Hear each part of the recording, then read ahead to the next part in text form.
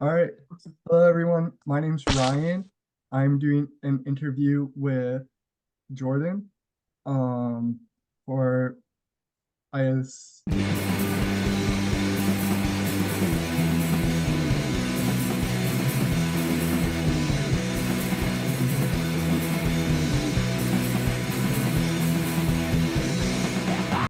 we'll call this a project interview. Would you Hi like to guys, introduce yourself? I'm Jordan Giordano. I make music and I write and I take photos. I kind of try to do everything Yeah. sometimes. I don't know. I guess we'll start simple. You recently released a single for like your own personal music, Feel the Vibes. And Right, then right, I know that that was also on lifelikegettingolder.wordpress.com. Can you right, kind of right. talk about all that? Yeah, yeah. Let's do it. That song is I wrote it. I went to a Halloween party with my girlfriend and some friends, and I don't know. I was like, dang, I've never been really like been to a party, and the times that I have been, it's been really shit. So I was Hmm. like, let's try it. It's been a while, but it was awful, and I was just super anxious. Hmm. And I went out and just wrote that song on the curb while everyone was still inside, just having fun. And I was just like, I don't know. It was just like I was sad that I couldn't have fun, but I was happy that something cool came out of it, I guess.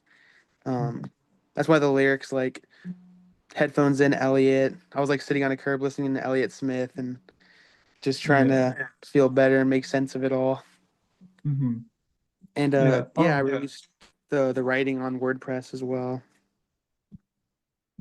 No, I really enjoyed it. Like I got to while like doing like a bunch of research, I listened to the song once and I was like when you posted it on Instagram, like just you in your car singing it. And Yeah, then yeah. finally getting to like fully hear it on Spotify, just sit down, headphones on, completely listening to it. And it was such a pleasure, especially because to me like it sounded a lot more like folk, I guess, Right, is right. like Yeah, yeah. and like as you said, you were listening to Elliott Smith, so like it obviously has like those kind of ties in and just that general music. Right, Um, right, right. Yeah, exactly. I how appreciate it. does yeah, how does like just that genre of music like how does that like influence just like kind of like your own personal music, I guess. I feel like all I really listen to these days are just like singer-songwriter and folk artists and all the greats, like Towns Van Zandt, Woody Guthrie, Blaze Foley, Bob Dylan, of course, Elliott Smith. And Mhm. that's like the stuff that I don't know, it's just what really sticks with me. Like a lot of the times I like to focus more on the writing rather than how I sound on the instrument. So a lot of my Mhm. songs are very simple chords and simple notes I'm playing, but I try to focus more in on the writing and to be relatable to people and just try to be open and vulnerable about everything, which is what they do, and it helps me. So it's like, dang, I want to do that for someone too. Oh, yeah, that's really good. I like back on like WordPress and stuff. You have like other things such as well, I'm pulling it up right now. No worries. Courage, drink and drive, assume, and then your first submission or anything. Would it be safe to assume that you might end up turning some of those into songs as well, or Well, Courage was a song I made, but I, Mhm. I I don't plan on ever doing anything with it. So I just was like, Mhm. I'm just gonna release it as a piece of writing. Mhm. And the drink and drive one, that's just a very small portion of a song I was working Mhm. on. The song's a lot longer and it's like a full story I'm telling. I just really liked that Mhm. excerpt from it. And assume which one oh yeah, I remember now. That one was just like a poem I really liked. I just wrote it and I Mhm. was like, all right, I'm just gonna put it out. But yeah, I mean some of them were songs, some of them are songs. Everything I put on there either was or will be probably for the most Okay. part. I'm saving Uh, a lot of it for a poetry book, but whatever I put on there is something I want out. So yeah, Well, that's gonna be really exciting. Once you do yeah, I'm release a poetry excited. book, I'll for sure be getting a hold of that. And then, Hell yeah.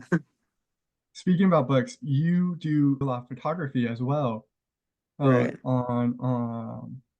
Your on your own website, you have books like your Europe book, right, and then right, also just other content. And then you had a rough draft that I was able to thankfully right, see your story and respond to it and get the rough draft of it. Of I suck at loving people, and that sucks because I love loving people. right, Um, can we kind of talk about like just like your whole experience within all of it? It right. Yeah. So I've been taking photos for a while, and I don't know, it's always been something I've been enjoying, and but that Europe book is the first thing I ever released photography wise. It was I was 16 and I sold my car and flew alone to Europe and spent 3 weeks in Europe in Croatia, Italy, Slovenia, Spain. And I was just 16 with a camera and just in Europe by myself. So it mhm, was pretty crazy. And I ended up making a shitty book. It was like my first book ever, and when I look back and I'm like, it's really shit, but it's just like I don't know, it's a good memory, of course. And um, I think I made like 30 copies, mhm, sold like 20 of them, gave one to my mom and my family, and I think I have like five left somewhere. But mhm, that was that, and then I just kept taking photos. I don't know, I've been taking a lot of photos, and the book I Suck at Loving People was just I was living in New Jersey and I drove to California, and it's basically just the documentation of the whole road trip. And mhm, there's a lot of shit that happened on that road trip that I didn't put in the book because it's just very sensitive. But I have been mhm. working on writing a novel about it, and Okay. it's like it deserves its own book for that. So I've been working on a novel for that. But yeah, it's just I love photo books and I love taking photos. So I'm like, I want to put my stuff out there too. Hopefully, it'll Mhm. be as cool as the greats someday. Do you have like any specific like photographers that you're inspired by? Yeah, Like yeah. kind of do? I when I was living in New York, I was getting heavily into a lot of street photography and a lot of those types of photographers. I love Matt Weber. He has a really cool book. Um, Obviously Nan Golden. She's just like I don't know. She's made some crazy books. Like her books are just so intimate. It's so like it's crazy. And I love Justine Kurland. She's done some amazing work. Um, this guy from Philly, his name was Nazir Wayman. He's like a street photographer. I think I pronounced it right. He's super sick. I love his stuff. And yeah, I mean, there's a bunch of photographers. I love my friend Oliver Leone. He's he's probably my biggest inspiration in photography. And he's just Mhm. super sweet. And I don't know, I love him to death. So yeah, there's a bunch of more people I could name, but I can't really think of anyone. We'll be Cool. sitting here Yeah, forever. I there's a couple names that that I've never heard before, so I'm definitely gonna have to go check those out and Yeah, check out yeah, like I'll just send you all their stuff. work and everything. To go on to like a little bit more your like folk ties, you've done music under Yesterday's Advice. How's that project? Like how did you enjoy and then start up that project, I guess? So that's a two-piece acoustic Mhm, project with me and my friend Chloe. She we maybe 3 years ago now, or 2.5 years ago, we made a song online, and I was like, I sent it to her on Instagram, and we just knew each other from going to shows, to local shows, and we're just like online friends. So I sent it to her, and I mhm, was like, hey, you should try and sing on this, and she did, and it was awesome. And then we didn't talk for like a year and a half, and that song just went to SoundCloud, and then maybe like a year ago, I was like, hey, we should try to make more music. So we did that whole EP online. I was in New Jersey and she was in California, and we just sent stuff back and forth. And it's awesome. I mean, I love those songs. I love, I don't know, I love acoustic stuff. So whenever I can put it out, it feels good. mhm, And we played a bunch of shows over the summer and into fall, and it was really fun playing acoustic shows with her. We mhm. we should have some more songs coming soon. We've been recording some stuff and writing some stuff, so I'm excited for that. Okay. That'll be really fun to check out and then especially I know that you're going on on a tour, a small tour or Yeah. with under Widow Dusk for a bit in May, going on to early June, I think, Yeah, yeah, or correct. so. Yeah. Yeah. Or up in like NorCal to Yeah. Washington-ish area. It's So exciting. I'm excited just to see like just any of your projects just going on tour. That'll be close for me. I'll definitely have to go, especially Hell because I yeah. haven't.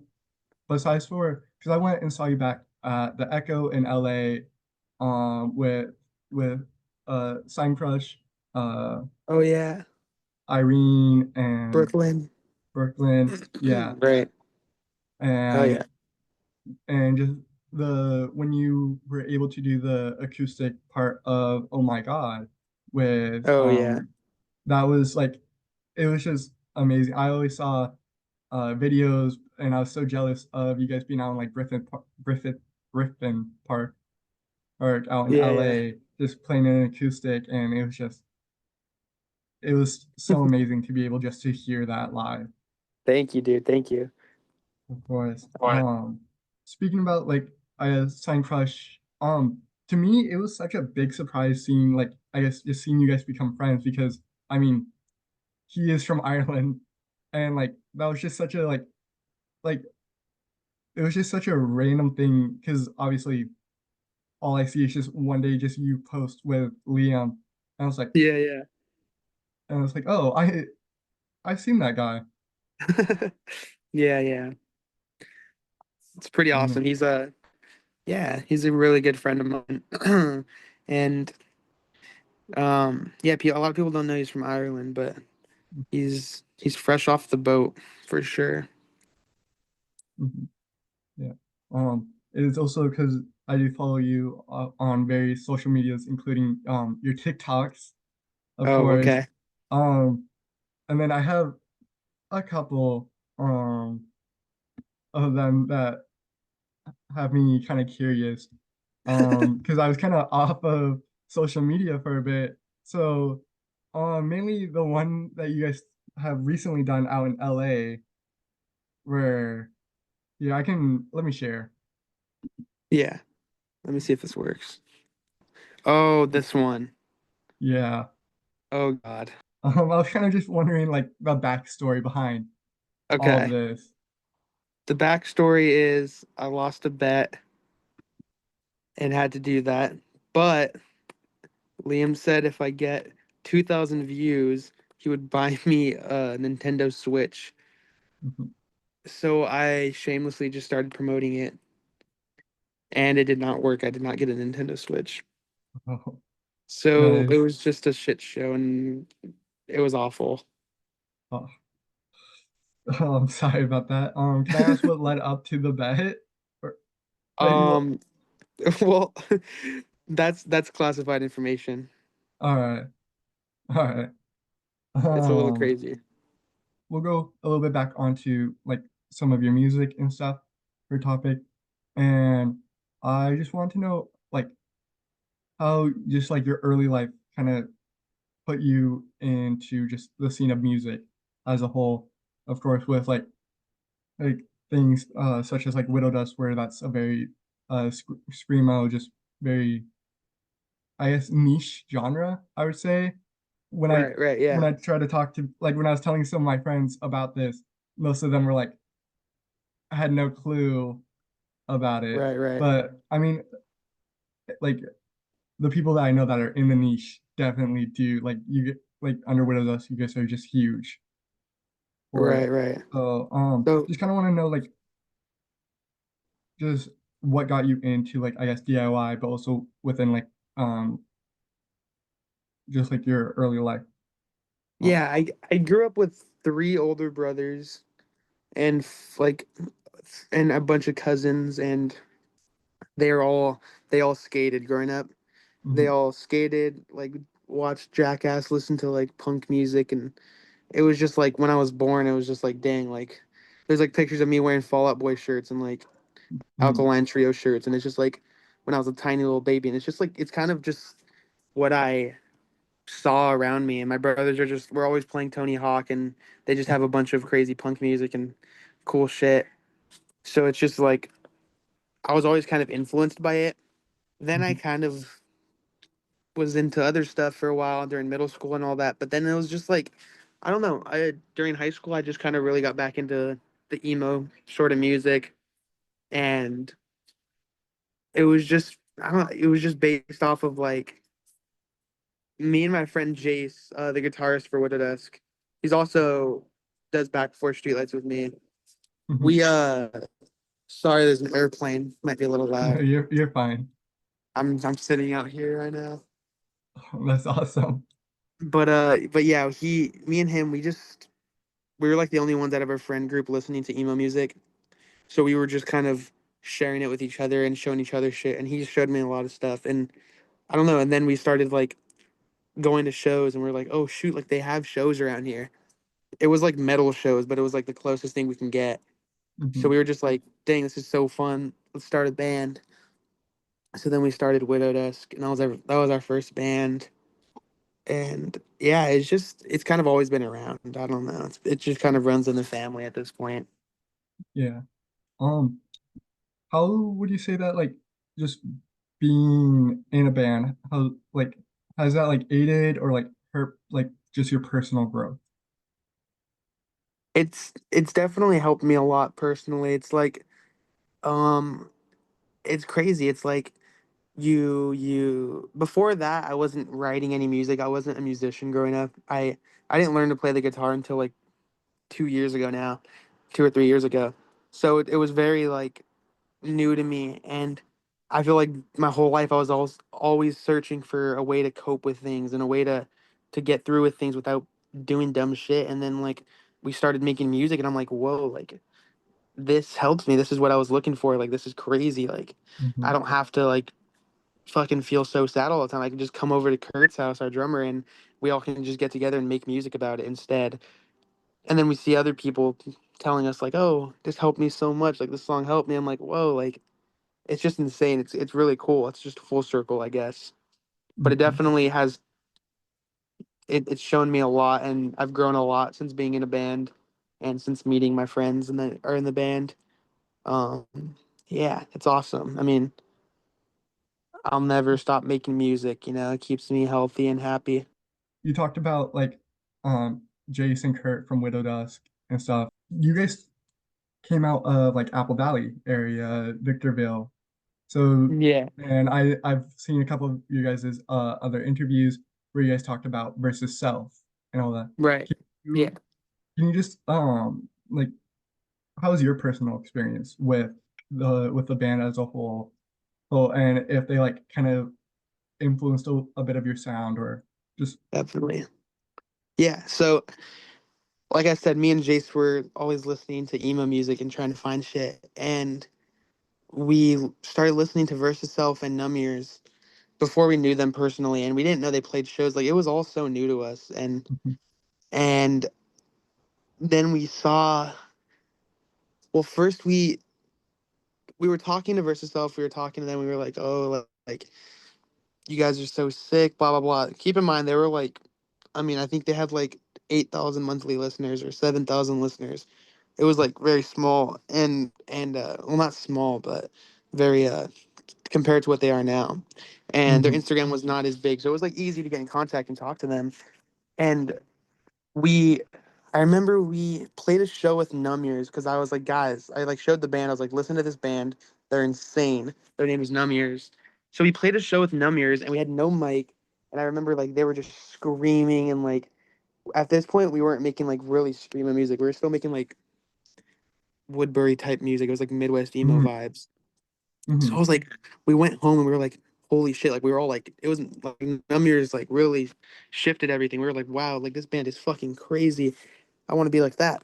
So then we started making screamo music. It was like just solely based off of that, off of Numb Ears, and then we played a show in June or July or something of like 2023 now or 2022, and it was in Kyle from Versus Self's backyard, and it was us, Numb Ears, and Versus Self, and it was like whoa, like this is so fucking cool. And everything was so small at this point. I think like 40 people came to the show. Like now that show at Kyle's house would be insane. Like Yeah. it would not even work at a house anymore. And it was just like wow, like we played our set, we all talked, everyone was just like it was just so fucking cool. And then we got a good batch of songs, so we texted Kyle and we were like, hey, can you record us? And they had the original drummer at the time, Greg. So we recorded our first EP with Kyle and Greg from Versus Self, and we just were all really close for a moment in time.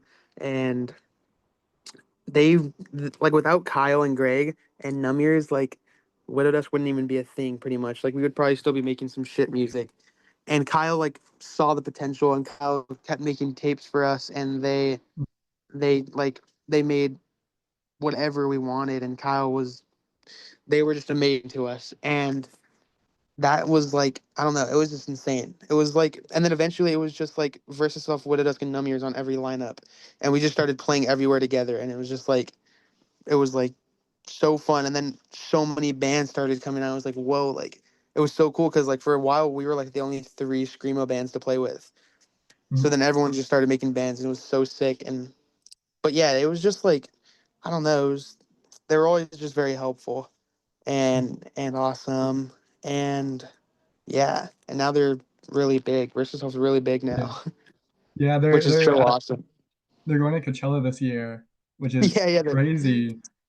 yeah. I think that's Um, this weekend or some shit. So yeah, sick. they're just playing for the first weekend, so they're playing because I live in the Coachella Valley. So Oh, fire. yeah, so I'm not going, but still like if I see them out and about, like it would just make my day. Like Yeah. and I'm so excited just to see like just people um just see them for the first time because Yeah. I know that a lot of people just find new artists from Coachella. Uh, Yeah. Yeah, it's so cool to see like a niche genre mm, make it to Coachella. And mm, hopefully it just inspires and people are like, whoa, let's listen to every other band like this. So then everyone just yeah, does awesome. Be yeah, cool. yeah. You as you said, you, Namir, and Versus Self were all just headlining all together for most of your guys' shows and stuff. It's You really guys all cool, like yeah. just started like came out at like the perfect time to just Right. start off with it where it's now just like the genre has just truly just exploded within the niche. Yeah, it has. Which is awesome. So cool. Yeah, Yeah. it is. Although I would say the only bad thing is that since the niche is so small, it's so hard to go to like just truly see some of these shows or like some of these Yeah. like the smaller artists. Yeah. Um, Yeah. although, It's all yeah, I don't know, yeah. but hopefully with Versus Self coming out, it will just skyline just all those other bands to be able just to start actually doing shows or Exactly, anything. yeah. Even Yeah, even if it's exactly. just a nice house show, like it'd still be awesome I to go feel like see. yeah, like all the newer bands and stuff, I feel like best way to do it is just get that like good like group of like, all right, we're all new to this. Like there's like we're three bands right now, we're all new. Let's just keep playing together. Let's keep doing shit that no one else is doing. Like let's keep doing weird shit. Like we were just trying to do weird shit. And we were Mhm, trying to I don't know, just be ourselves, but in like the really the most open possible way. And that consisted of like fucking I don't know, I don't know. We've it's just been you really have to just let it go and just be yourself and not worry about like being cool or even sounding good. Cause like my favorite moments in the band are when we're just like fucking around and it's just like wholesome and innocent. And it's like, mhm, bro, this sounds like so bad, but we're just like rolling around on the floor having fun and screaming. And then like people will see that and it's like, whoa, like this is real. Like this isn't just like some kids trying to do something. This is just like this is what they want. This is what they're doing, and it's mhm, super sick. And I see bands like that they still have that energy, but especially since there are so many bands now, there are going to be ones that just like that don't get it. mhm. But the Yeah, bands that do get it, they get it, and it's awesome. they get it, and it can always be shown within their fan base that they truly understand the scene, Exactly. Yeah, yeah, you can especially instantly connect. with I know a lot of venues are cracking down on a lot of DIY shows and Yeah, just in general because and I know that it frankly has just been unsafe with recently at some of those venues. So like I don't fully blame the venues. It's There are not fully sometimes the that yeah. I mean, I we have a bad history with venues per se. I mhm, guess we've had our fair share of getting kicked off stage and fighting with security and fucking breaking a bunch of shit. And I mean, we'd never do it if they're cool people and they're a cool venue and they treat us right. But it's when they don't treat us right and it's like, all right, like you're treating us like shit. You have to remember we're 16 and 17 and we're in a punk band. Like of course we're gonna yeah. get on stage and we're gonna fight for what we think is right and we're gonna defend ourselves and we're gonna stick up for everyone here. And Mhm, it's a shocker sometimes to them and I'll admit we've been dicks, mainly me, at times and I don't know. It's just I think they forget like it's not some superstar playing. It's a fucking five-piece punk band from the desert. Like it's like I don't know. yeah. Yeah, no, especially since I've always felt that to me a lot more punk and emo and just that whole scene, that whole genre, because even within their own respective niches, they always carry like a lot more awareness of how they're seen, and especially Yeah. just not even just towards the venue, but also towards like political and social causes. Punk has always just been right there. Right. Um, and I know that when we were talking about like setting this all up and everything, you kind of told me that you were working on a bit of a new politically voiced song. Can you talk about that? Yeah. I think like we sprinkle bits of that type of stuff into all of our bands and music, but I've never I don't know, I feel like I've never put the emphasis on it that it deserves, especially now in a time like this with everything that's happening and the horrible man that's running our country. I feel like now more than ever we need to speak up about that stuff and we need to put it in our music and we Mhm, need to put it everywhere. We need it to be shown and heard and seen and so I've been trying my best to voice my opinion and I've been working on songs to voice my opinion mhm, in a musical way, I guess. mhm, But yeah, I've been working on a couple of songs. One of them is it's a 6-step guide to freedom, I call it, and it's basically just 6 steps to freedom, to feel free in this country and feel free when you have these people controlling us and running this place. And yeah, I'm excited to put it out. It's gonna be cool. mhm, I hope. I was gonna say I hope it. What I mainly hope is that it just inspires more people to voice their opinions in their music. mhm. And I don't know. I feel like we need more of it, and I need to get it out ASAP and get on it ASAP. So hopefully it does inspire people. I personally I always enjoy when people when artists just put out something and it is political. Of course, Right. when although a lot of people will disagree and stuff for that depending on whether it fits their political um like It. Yeah, and way, that's gonna but happen. Yeah. that's always gonna happen. But just even just seeing like people go out and and talk about it within their music and stuff, I've always enjoyed because I always think that all art is political. Right. Um, Yeah. just Yeah. music, paintings, photography, everything. It all Yeah. comes full circle to be political. Yeah. So, and then I think that's why I kind of always love just the emo and punk scene is because they're just to me they've never seemed like afraid to say anything. Right. Yeah. It's definitely like it's definitely easier to voice that too in our scene and among people that think like us because I mean I'll go to a show and I'll voice my opinion about something politically and most of the time everyone there is going to have the same view and Mhm. if they didn't I don't think they would be there in the first place. Second of all, Yeah. if they did disagree then they would be like instantly kicked out and Yeah, made fun I of and ridiculed. there's a band that I really like called a punk band called Friend out in Philadelphia. And they they posted as soon as the election was over, just saying that if they see anyone wearing anything with Trump, that they were gonna just, well, as a punk man does, they said that they were just gonna beat them up. Yeah, yeah. And that's just, That's one I way feel to like, do it. yeah, which, and a lot of people were upset about it, but I thought that that was just a general thing that's always been a part of the, like, it was just so surprising to see so many people like be like just so surprised, like, I guess surprised by the fact that they would do that when that's just been a part of the entire scene since its founding. Right, right. Of course. Yeah, I mean, I don't know why people would be surprised at that. It's weird. Yeah. Pretty normal, I think, Yeah. for good reason, for a good reason for sure. Mhm. But yeah, I'm excited to put those songs out. I'm excited to do that. I know, of course, there's gonna be those people who disagree, and I mean, whatever. That's Mhm. not something I don't care about what people think or say. I mean, it's whatever. The music will be there for whoever wants it. Mhm. No, it'll be definitely great to listen to it once you release Thanks. it, and like just as we said about your stuff on WordPress, where some of them are like snippets of songs or anything, if any Right, of those right, come right. out future. Um Yeah, yeah.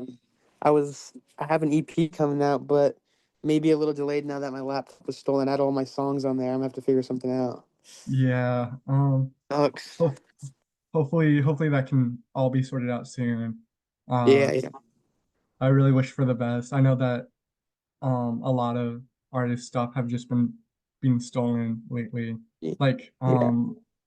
I know that Irene had her whole muffler, like her entire muffler just taken out of her car out in Oh LA. It's yeah. That was Irene is definitely going through it. yeah, And no, I that feel so sorry for her.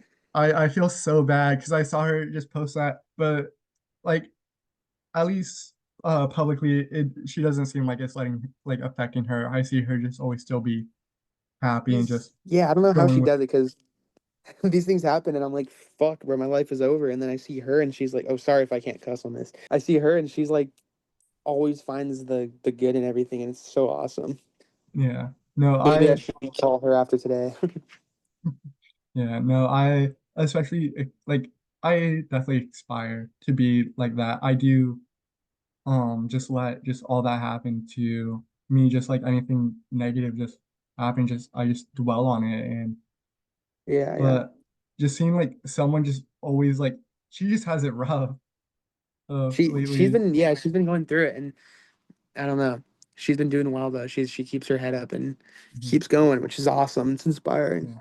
Yeah, it is. It very is. It's fine. So to go a little bit more back onto Widow Dusk and everything, I wanted to kind of talk about back in, was it 2023, you guys had your final show during then. Right. Can you I kind of want to like ask about like how you're like how just how you felt during the show, and then like coming back as well with Widow Dusk and everything. Right. And then Okay. I have a few also follow-up questions that I s- for that. Cool. Okay, this is an important one because I don't think anyone's ever asked us this, and I want to clear the air. We Mhm. thought it was going to be our last show. People were like, "Oh my God, you said it's your last show, but you guys are back playing. What the heck?" We thought it was gonna be our last show. Me and Jace, we moved to New Jersey like 2 weeks after that show. So we Mhm. thought like we're gonna be across the country. Kurt's gonna do school. Brody's gonna go to school. The band's over for time being, you know. Mhm. And then, um, we were living in Jersey, and me and Jace were just like, whoa, like after doing that band and being in that band for 2 years straight, and like that being our life, like when we didn't have it, we kind of didn't know what to do. Like we were like we Mhm. started other bands, but we were just like what do we do without Widow Dust now? It's like it feels so weird. Like we gotta just we gotta just get together and play again. So we just were like fuck. Like we moved back and we were like all right, like we can't just not play. Like we gotta just it just feels right. So we started Mhm. playing again, and yeah, that's why we came back and played the last show. During the last show, it was crazy because I thought it was over, Mhm. and we played, dude, we played for so long. I was like, I think we played for like an hour and 20 minutes. And I think our longest set before that was like 25 minutes. It was like insane. I was dead.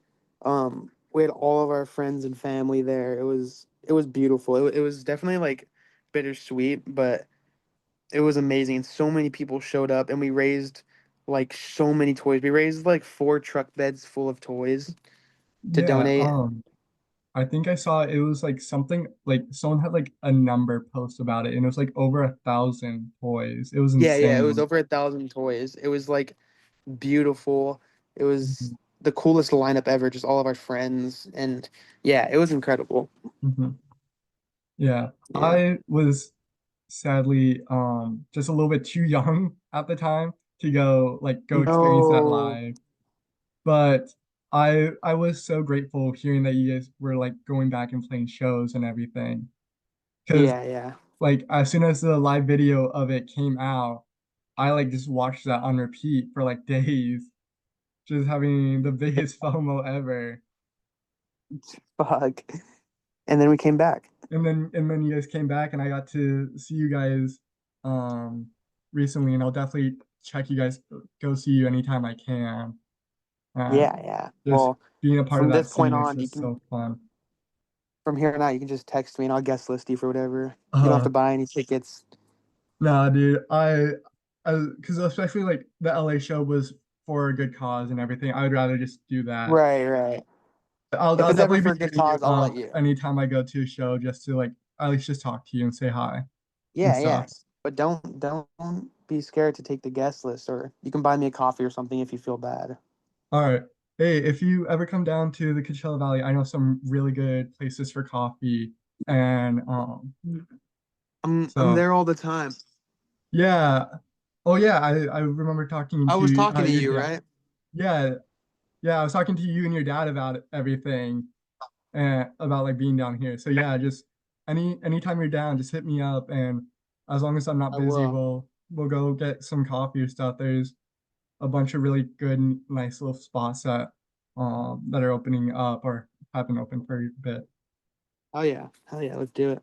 Um, so I kind of while doing my research, I ended up on your dad's Instagram page because that's how I saw like I'm pretty sure he was the one that said like 1,000 toys. Right, okay, And yeah. and in it he had a thing saying that you guys were offered a deal from Warner Records. Yeah. Uh, as like just like an emo band and an emo band and everything. And you guys are going independent. How are you guys just enjoying that? I mean, I feel like independent is, if you can, the right way to do it. Mhm, Of course, labels have their I don't know, we've had our fair share of talk with labels like indie, more corporate ones, and they all mhm, have their incentives and stuff that entices you. But I don't know. I feel like we're in an emo band and we make punk music, and there's really no point for that. We're not looking yeah. to like we don't look to what us to be like our full-time job or our our lifelong like passion. Like we're passionate about it in a way where it's like this is what we do when we feel sad or like we want Mhm, to share our feelings. Like we don't do this because we are trying to make money. I mean, now like you sign to a label and then you got to go on tour and then you got to like do this forever and this. It's not worth it, you know. Just stay mhm, independent, especially if you're an emo band, and you can build your yeah, team around yourself. You know, like get yourself a booking agent. You know, we have all of our booking agent friends, and get mhm. yourself like maybe a manager if you need it, but you probably don't need it. Yeah. Maybe I know a lot of maybe an accountant because I'm scared that um I'm not doing my taxes right, and maybe hopefully I am. I don't know if the IRS is watching. yeah. Uh, Yeah. shit. Maybe an accountant is nice. Yeah, no. I definitely get that. I know that Versus Self did like their own record company, I guess. Right. The way to say that. So I know that a lot of but they kind of just use it more just to help promote other bands and not really tie them Right. down, which I've always been so admirable towards Yeah, yeah. because I think that's always been what record companies should do is support the artist and not use them more as a cash grab, I guess, in ways. Exactly. Of course, So yeah. I have one like main final question I guess. And that's just asking how do you kind of differ yourself between all your different projects? How do you feel like you make them stand out? Well, okay, so like I was saying earlier, with us, numbers and versus self were like the first, not first, I can't say first, but like of our generation of screamo, we were like the only ones doing it at that time. Hmm. So I feel like that one kind of was just like we stood out just because we were like one of the only ones doing it. We didn't really Hmm. do much to stand out, I don't think, and we, I don't know, I don't know, I've never really thought about that, I guess. And I don't know, I feel like I I I get so I'm always creating stuff and I just don't know what to do with it. Hmm. So like I feel like the only thing you can do with it is just like start new projects and start new stuff. I mean, my band back before Streetlights was just a project where me and Jace played acoustic guitar and screamed and sung, and it was like, all right, like it's kind of similar, but we're on acoustic now, so it's a little different. And then like yesterday's advice was just more acoustic with like harmonica, and it was nothing too different from anyone else, but it was just like something that our scene didn't have and Hmm. like the kids that we knew didn't do. So like that was different. My band Let's Make Nothing Happen, it was like us and Death of James Dean is our other friend's band. We were like two bands that started doing like more weird mathcore like breakdown stuff and heavier stuff, and that was new to our scene. With I say that with like I say that with as like within our little group of people that came to see our shows, and Hmm. that was new. So people are like, "Oh, dang, this is what's new now," and it's like I feel like we me and all my friends, we kind of just like do what we love, and we don't realize that we're doing something different. But then like we look, and then we're like, "Oh, dang, like no one else was doing it like this. No one else was doing that like that." And I don't want to sound pretentious, but like it is just like we were doing this, and people are liking it now, so then more people are going to do it, which is cool, and I love that. And that's like the best part about it. And I don't know. I have a couple of other bands. I don't even remember all the names. Ted Williams was our.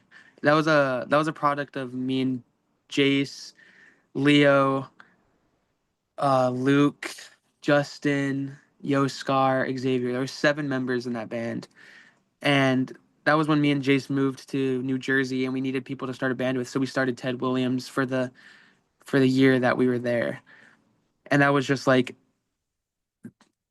that whole year, and then it's over now because we moved back. Hmm. That was really fun. That was super sick. But yeah, I don't know. It's all just like I don't really think of it as doing something different, I guess. I just think of it as doing what I think is cool. And if it ends up being different and people like that, that's cool. If it ends up being the same as everything else, that's also fine. I mean, I like everything else, so I don't mind being the same. All right. That's perfect. Thank you for coming on and just talking to me and Thank you. doing this. Do you Of have any course. just words of advice? Just Words of advice. All right. yeah, I just always any general last things you want to say. I always see TikToks about this. They're like, you have any words of advice? I never know what to say. I think it's hard for me to think of words of advice after Mhm. I just had like $8,000 worth of stuff stolen from me. Oh yeah, yeah. But I think the best advice I could give is just like, I mean, just I don't know. I just of course take care of yourself and put yourself first, but also be kind to everyone. Be kind to your peers, be kind to your friends, be kind to people you don't know, be kind to everyone, you never know where it's going to take you. And I found that a lot of the times that I'm ever kind to someone, it kind of always it's like I don't know. I feel like I meet people and it's for a reason every single time. I meet someone and it's not just like some random person. I try to talk to everyone on the streets, and if I don't know them, I'll just be like, "Hello, how you doing?" And just doing that has brought me to like so many different experiences and side quests in life, and it's like honestly the coolest thing. So I think my words of advice are just be kind and take care of each other. We're in a world where we have to take care of each other. We have to team up together. We have to all be on the same team and be kind to each other, because without that there's no survive in this place. Not America, not here. And free Palestine, they called the ceasefire and now it's back to war, which is bullshit. Makes no sense. And yeah, it just sucks. But free Palestine, be kind, love each other.